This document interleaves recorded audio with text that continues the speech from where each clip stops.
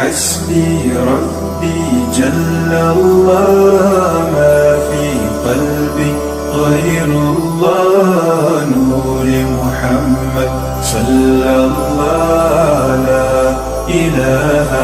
إلا الله. أعوذ بالله من الشيطان الرجيم. بسم الله الرحمن الرحيم. حدثنا أبو اليمان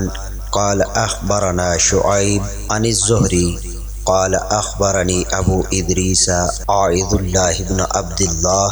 عن عبادة بن سامت رضي الله عنه وكان شاهد بدرا وهو أحد النقباء ليلة العقبة أن رسول الله صلى الله عليه وسلم قال وحوله إصابة من أصحابه بايعوني على الله تشركوا بالله شيئا ولا تسركوا ولا تزنوا ولا تقتلوا أولادكم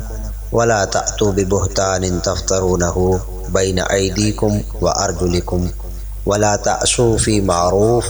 فمن بغي منكم فأجره على الله ومن أصاب من ذلك شيئا فعوقب في الدنيا فهو كفارة له ومن أصاب من ذلك شيئا ثم ستره الله فهو إلى الله إن شاء عفا عنه وإن شاء عاقبه فبايعناه على ذلك.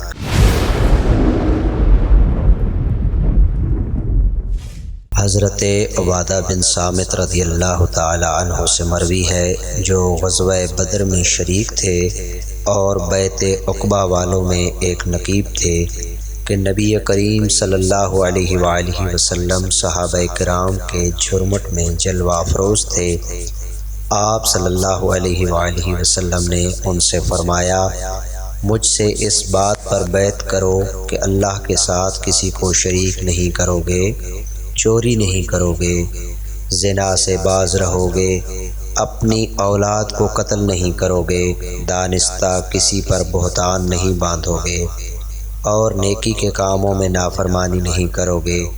تم میں سے جو یہ عہد پورا کرے تو اس کا اجر اللہ تعالیٰ کے ذمہ کرم پر ہے، اور جو ان میں سے کسی کا مرتکب ہو جائے اور دنیا میں اس کی سزا پائے تو وہ اس کا کفارہ ہوگا، اور جو ان میں سے کسی بات میں مبتلا ہوا پھر اللہ نے اس کی برائی پر پردہ ڈالے رکھا تو وہ اللہ کے سپرد ہے کہ چاہے معاف فرمائے اور چاہے اسے سزا دے. پس ہم نے اس بات پر آپ صلی اللہ علیہ وآلہ وسلم سے بیعت کی